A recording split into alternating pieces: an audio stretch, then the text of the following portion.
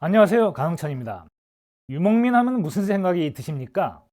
북방 초원지대에서 말을 타고 떠들다가 갑자기 밀려 내려와 정착 문명을 쑥대밭으로 만들어버리는 무리들. 혹시 이런 생각을 하시지 않습니까? 부분적으로는 맞는 이야기입니다. 과거의 역사에서 유목민에게는 분명 그런 측면이 있었죠.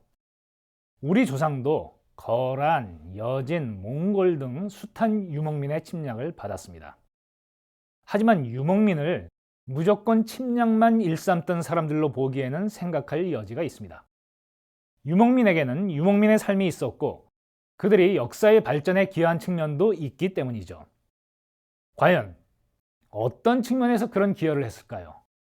유목민과 정착민의 대결의 역사에서 이 문제를 살펴보기로 하겠습니다.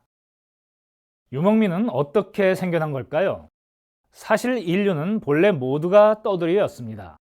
사냥과 채집을 하면서 이리저리 옮겨 다녔죠. 그러다가 1만 년 전 무렵 빙하기가 끝나면서 물가를 중심으로 모여 살고 농사를 짓게 된 겁니다.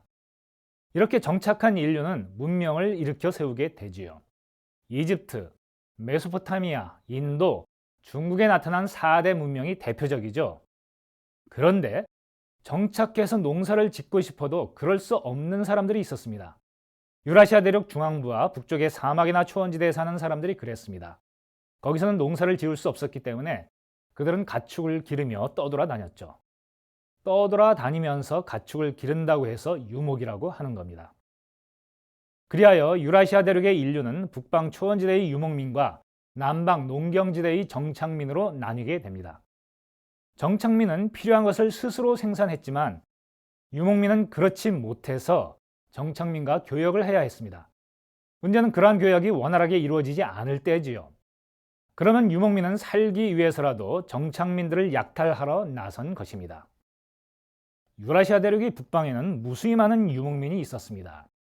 그 가운데 세력을 크게 키워 국가를 세운 유목민은 세 부류로 나뉩니다.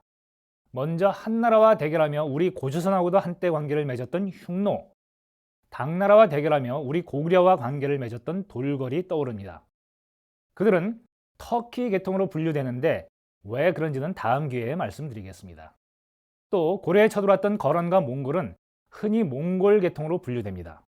그리고 고구려와 발해의 지배를 받다가 고려 때 세력이 커져서 금나라를 세운 여진족은 퉁구스 계통이라고 하지요. 만주를 본거지라는 이 여진족은 나중에 청나라를 세워서 조선을 침략하고 인조에게 항복이라는 굴욕을 안기기도 했습니다. 이런 유목민의 국가는 우리나라를 비롯한 여러 민족과 애정의 관계를 맺었죠. 특히 땅이 넓고 물산이 풍부한 중국은 유목민들의 가장 큰 표적이 되곤 했습니다. 그 가운데 흉노와 돌궐은 중국과 맞먹는 대제국을 일으켰지만 결코 유목 문화를 포기하지 않았는데요. 화려한 중국 문화를 모방해서 거대한 궁궐이나 성을 쌓는 대신 유목 생활을 계속했던 겁니다. 그러나 훗날의 거란과 여진은 중국의 일부를 정복한 뒤 요, 금 같은 중국식 왕조를 세웠고 중국 문화를 받아들였습니다.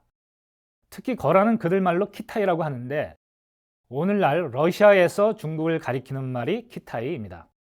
그러니까 러시아 같은 서쪽 나라에는 거란이 곧 중국으로 알려질 만큼 엄청난 세력을 이뤘던 거지요. 홍콩에 캐세이 퍼시픽이라는 영국계 항공사가 있죠. 여기서 캐세이가 바로 이 키타이와 같은 말입니다. 이렇게 요 금처럼 중국을 정복한 유목민 국가를 정복국가라고 합니다. 실제로 몽골이 세운 원나라, 나중에 여진이 세운 청나라는 중국 전역을 완전히 정복해 지배하기도 했지요. 그렇다면 정착민 국가와 대결을 벌여온 유목민이 역사에 기여한 점이 있다면 무엇일까요? 그들은 기득권을 지키는 데 급급했던 중국 왕조들보다 좀 더 개방적이고 다양성을 존중하는 모습을 보였습니다. 중화사상 잘 아시죠? 중국이 세계의 중심에 있는 유일한 문명 국가라는 사상을 말합니다. 역대 중국 왕조는 이 같은 중국 중심적 사고에 사로잡혀 있었고요. 그래서 중국만 문명 국가이고 주변 세계는 다 오랑캐라고 멸시했죠. 흉노나 거란과 같은 유목민은 말할 것도 없고 우리 조상조차 동이라고 불리며 오랑캐 취급을 받았다는 건 다 알고 계실 겁니다. 그러나 중국을 정복한 유목 국가들은 이전의 중국 왕조와는 달랐습니다. 원나라와 청나라가 중국 문화를 존중하고 이를 받아들인 건 사실입니다.